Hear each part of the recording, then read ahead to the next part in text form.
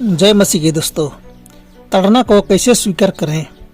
जिन लोगों को परमेश्वर की आत्मा द्वारा ताड़ना दी जाती है, उन्हें उस नम्र पत्थर के विरुद्ध नहीं उठ खड़ा होना चाहिए। परमेश्वर ही है, ना कि गलती का पुतला नस्मान मनुष्य, जिसने उसे विनाश से बचने का संदेश दिया है। जब मनुष्य प्रलोभन की ओर गिर जाता है और पाप में लिप्त हो जाता है, तो उसका मन अंधकारमय हो जाता है, नैतिक ज्ञान भ्रष्ट हो जाता है, अंतकरण की चेतावनियों को तुच्छ समझा जाता है। तत्पश्चात उसकी आवाज़ स्पष्टता से नहीं सुनाई पड़ती है। वह सने सने भलाई और बुराई को पहचानने की शक्ति को यहाँ तक खो बैठता है कि उसको परमेश्वर के सामने अपनी स्थिति का कोई बोध नहीं रहता।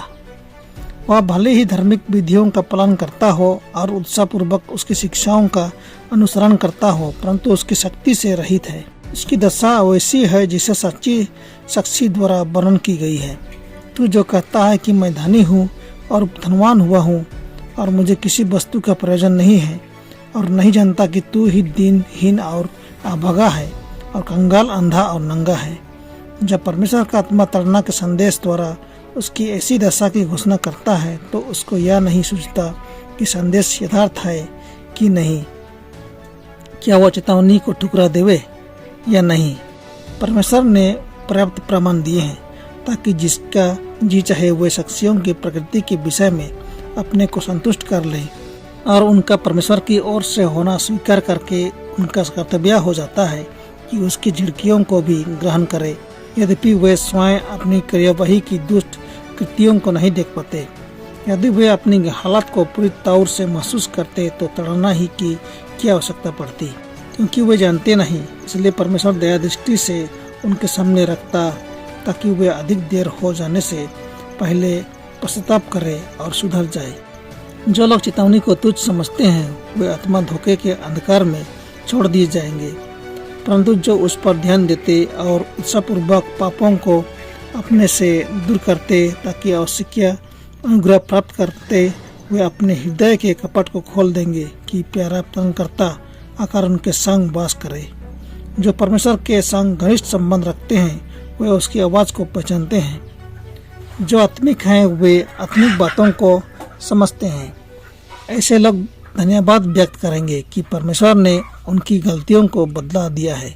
दाऊद ने उनके संग परमेश्वर के व्यवहार से बुद्धि प्राप्त करके और परम प्रधान की ताड़ना के आगे नम्रता से सिर झुकाया। नतान नबी द्वारा खींचे गए इसकी वास्तविक दशा के सच्चे चित्रण ने दाऊद को उसके पापों से सूचित करवाया और उनको दूर करने में उसकी सहायता की। दाऊद ने नम्रता के साथ परामर्श को स्वीकार किया और अपने को परमेश्वर के सामने दीन के बनाया। उसने कहा, यहोवा की व्यवस्था खरी है, प्राण को बहाल कर देती है। भजन संहिता 19:7।